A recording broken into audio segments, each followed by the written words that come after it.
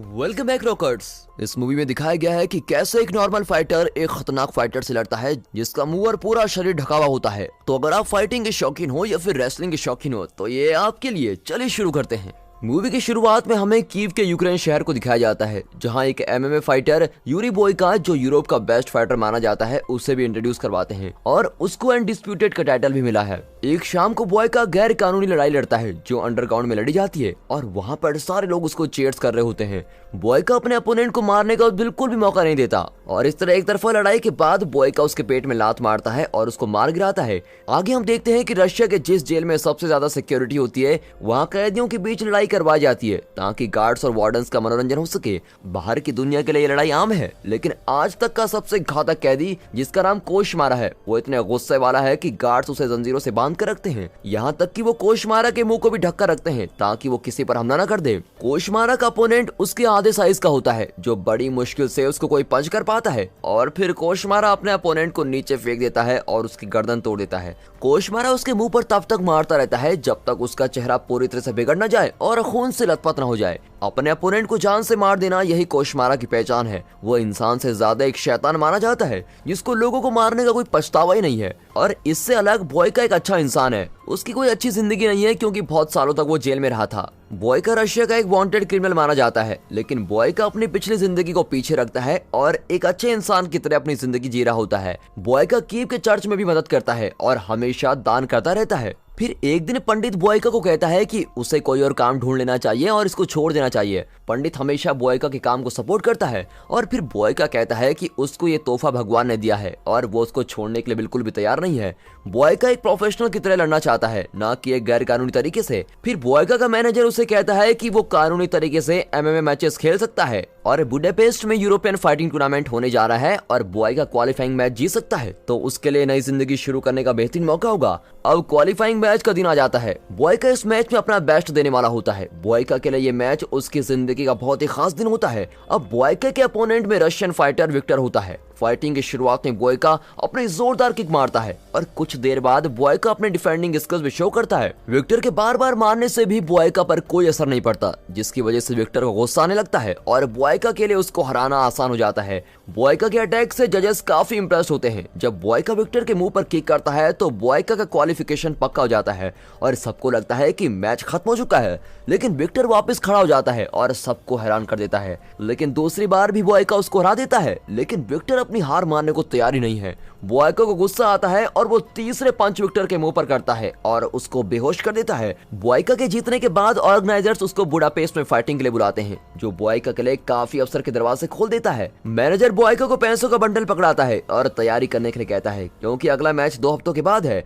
अब जाने से पहले बोयका विक्टर को देखता है जिसकी हालत बहुत ही नाजुक होती है। बोयका को बहुत ही अफसोस होता है और उसको लगता है कि विक्टर की इस हालत का जिम्मेदार सिर्फ वही है और सोचता है कि उसकी ये हालत कभी नहीं होती अगर वो पहली बार में ही हार मान लेता। अब बोयका को याद आता है कि पंडित ने उससे विक्टर के लिए दुआ मांगने के लिए कहा था। रात को बोयका को सपना आता है कि उसने अपने अपोनेंट को रिंग में मार दिया है। फिर सुबह उठते ही बोयका मैनेजर के पास जाता है और विक्टर के बारे में पूछता है। मैनेजर बोयका को बताता है कि वो पिछली रात ही मर चुका है। उन्होंने प्री मैच कॉन्ट्रैक्ट साइन किया था, इसलिए किसी पर भी इसका मौत का इल्जाम नहीं आएगा। लेकिन बोयका को अंदर ही अंदर बहुत ही बुरा लग रहा होता है कि वो उसकी मौत का जिम्मेदार है। अब बोयका मैनेजर से विक्टर के परिवार के बारे में पूछता है तो मैनेजर बोयका को एक बैग देता है जिसमें विक्टर का सामान होता है। उस बैग में विक्टर की वाइफ के लिए एक लेटर होता है और उन दोनों के साथ में फोटो भी होती है। विक्टर का लेटर पढ़ने के बाद पता चलता है कि वो किस हालत से गुजरी होगी जब उसे विक्टर की मौत का पता लगा होगा। अब लेटर को पढ़ने के बाद बोयका डिसाइड करता है कि वो विक्टर की वाइफ से माफी मांगेगा और कोशिश करेगा कि उसकी वाइफ को जिंदगी में कोई भी मुश्किल न झेलनी पड़े।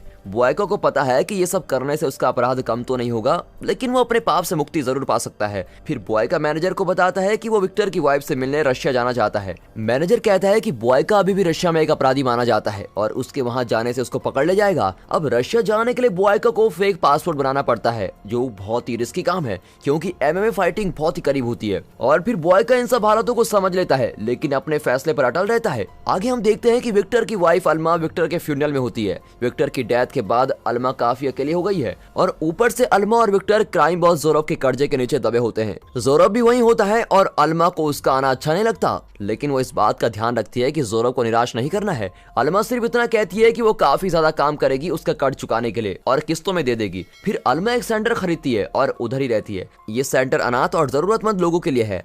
बॉयका जब रशिया पहुंचता है तो देखता है कि अलमा को कुछ लोग काली गाड़ी में लेकर जा रहे हैं। फिर ये बात सामने आती है कि अलमा जोरब के अंडरग्राउंड फाइटिंग क्लब में वेटरेस का काम करती है। जोरब अलमा के लिए बहुत ही प्रोडक्टिव होता है और उसको अपनी प्रॉपर्टी मानता है। अब उस दिन के बाद बॉयका फाइट क्लब में अलमा से मिलने जाता है, लेकिन जब वो अलमा से बात करने की कोशिश करता है जोरब के आदमी उसको बाहर निकाल देते हैं। बॉयका लड़ाई नहीं करना चाहता था। बॉयका बस इतना पूछता है कि अलमा कब फ्री होगी, लेकिन गैंगस्टर्स उसके पूछने पर बॉयका पर हमला कर देते हैं और फिर बॉयका उनको ऐसा सबक सिखाता है कि वो भूल नहीं पाएंगे।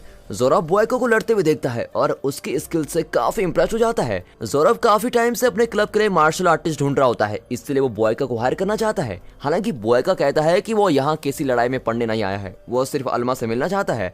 जोरब बॉयका को कहता है कि वो उसकी तरफ से अलमा से मिल सकता है, लेकिन वो खुद नहीं मिल सकता। अब बॉयका जोरब की बात नहीं मानता और वहाँ से चला जाता है। जब बॉयका जोरब की आंखों से दूर हो जाता है तो जोरब अपने आदमियों को उस पर नजर रखने के लिए कहता है। अगले दिन बॉयका अलमा के कम्युनिटी सेंटर जाता है। बॉयका अलमा को विक्टर का लेटर देता है और पूछता है कि क्या वो इस फाइट क्लब में काम करने के लिए मजबूर है।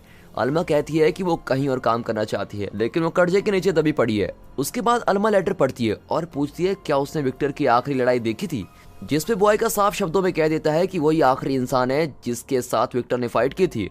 अब बॉयका उसको समझाने की कोशिश करता है कि वो सिर्फ एक एक्सीडेंट था, लेकिन अलमा अपने पति के हत्यारे से बात नहीं करना चाहती।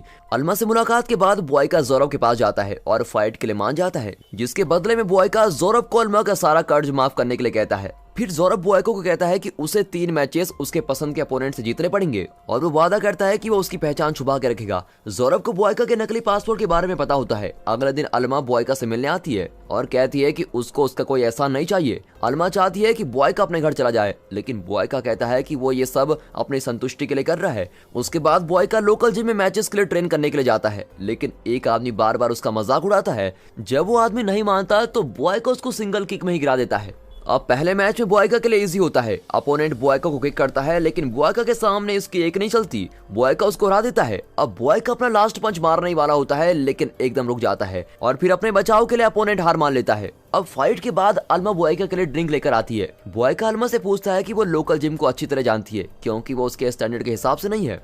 और फिर अलमा बॉयका को अपने कम्युनिटी सेंटर की जिम यूज करने से पहले थोड़ी देर सोचती है और वो कहती है कि वो उसका जिम कुछ दिनों के लिए यूज कर सकता है और फिर अलमा को उसकी मौजूदगी की आदत पड़ जाती है। आगे हम देखते हैं कि बॉयका का अगला मैच 2 भाइयों के साथ होता है और ये सुनकर बॉयका हैरान रह जाता है, क्योंकि उसको कभी भी इन रूल्स के बारे में नहीं बताया गया था। जोरब कहता है कि ये उसका एरिया है और फाइटर्स को उसके रूल्स के मुताबिक लड़ना पड़ेगा। मैच शुरू हो जाता है। बॉयका उन दोनों भाइयों से बचने की कोशिश करता है। जब बॉयका एक के साथ लड़ रहा होता है तो दूसरा उस पर हमला कर देता है। बॉयका के लिए फोकस करना बड़ा ही मुश्किल हो रहा होता है और फिर बॉयका पर जोर से लगती है। बॉयका को पहले से वहां पर दर्द हो रहा होता है और अब बॉयका ये दर्द सह नहीं पाता। बॉयका ऑडियंस में अलमा को देखता है और फिर फाइटिंग शुरू कर देता है। उसके बाद बॉयका उन दोनों को मारता है और जीत भी जाता है। सारे लोग खुशी से पागल हो जाते हैं। किसी को यकीन ही नहीं था कि बॉयका जीत भी जाएगा। अब अगले दिन जोरब अलमा के घर जाता है और उसके साथ फ्लर्ट करने की कोशिश करता है। अलमा उसको मना करती है, लेकिन जोरब उसकी बेइज्जती करता है और उसको कहता है कि तुम बॉयका के साथ सोई हो। जोरब अलमा को कहता है कि विक्टर की मौत एक्सीडेंट से नहीं,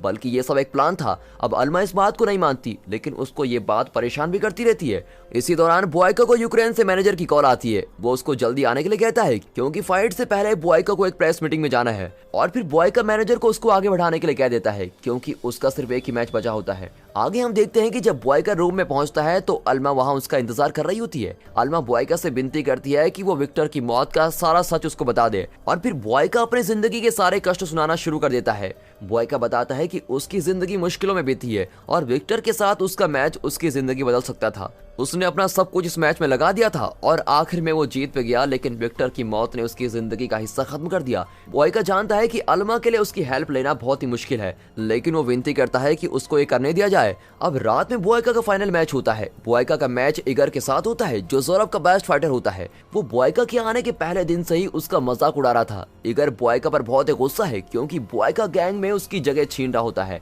अपने सारे गुस्से के साथ इगर बॉयका पर हमला शुरू कर देता है। इगर बॉयका पर बार बार अटैक करता है। इगर फाइट में बॉयका की पीठ को मेन टारगेट बनाता है, लेकिन मैच तब नया मोड़ ले लेता है जब बोयका ईगर पर डबल किक करता है और फिर इस तरह बोयका ईगर को बुरी तरह मारता है। ईगर खून से लथपथ हो जाता है और आखिर में बोयका ईगर को हरा के ये मैच भी जीत जाता है और इसके साथ ही बोयका पूरा टूर्नामेंट जीत जाता है और अल्मा का सारा कर्ज उतर जाता है। जोरब को इसके बारे में पहले ही पता होता है। जोरब बोयका के पास आता है और उसको एक और मैच लड़ने के लिए कहता है और कहता है कि तभी उनकी डील पूरी होगी। और अब बोयका के पास टाइम भी बहुत कम बचा है क्योंकि उसको बुडापेस्ट में मीटिंग के लिए जाना है और ये मीटिंग बोयका के करियर के लिए बहुत इंपॉर्टेंट है। लेकिन वो अल्मा को मुसीबत में छोड़कर नहीं जाना चाहता, इसलिए बोयका मैनेजर को अगली सुबह तक इंतजार करने को कहता है। बोयका का अगला अपोनेंट कोशमारा है जो बहुत ही खतरनाक है। कोशमारा को मैच में जंजीर में बांध कर लाया जाता है ताकि वो किसी को कोई हानि न पहुंचाए। बोयका अपनी तरफ से उसको मारने की पूरी कोशिश करता है लेकिन कोशमारा के शरीर की वजह से उसको असर नहीं होता और फिर कोशमारा बोयका के जबड़े पर लात मारने से पहले उस पर मुक्कों की बरसात करता है और इस तरह बोयका नीचे गिर जाता है। बोयका को खड़े होने में भी दिक्कत होती है लेकिन बाद में बोयका अपनी सारी ताकत लगाकर खड़ा हो जाता है और कोशमारा पर हमला करना शुरू करता है और जब कोशमारा को लगता है कि वो जीतने वाला है बोयका उस पर हमला कर देता है और अब हम देखते हैं कि फाइट में एक नया मोड़ आ जाता है। बोयका कोशमारा को अपने बाजू में जकड़ लेता है और उसका दाहिना हाथ तोड़ देता है और आखिर में बोयका जीत भी जाता है। लेकिन यहाँ जोरब अभी भी अल्मा को नहीं छोड़ना चाहता। जोरब बोयका पर अपने आदमियों से हमला करवा देता है और अल्मा को लेकर भाग जाता है और ये देखकर बोयका को काफी गुस्सा आता है और वो वहाँ के सारे गार्ड्स को मारकर उसके पीछे भागता है। अब आखिर में बोयका जोरब को पकड़ लेता है और उसको मारने लगता है। इसी दौरान बोयका को गोली लग जाती है लेकिन बोयका अपना सारा गुस्सा और दर्द जोरब पर निकालता है और उसको जान से मार देता है।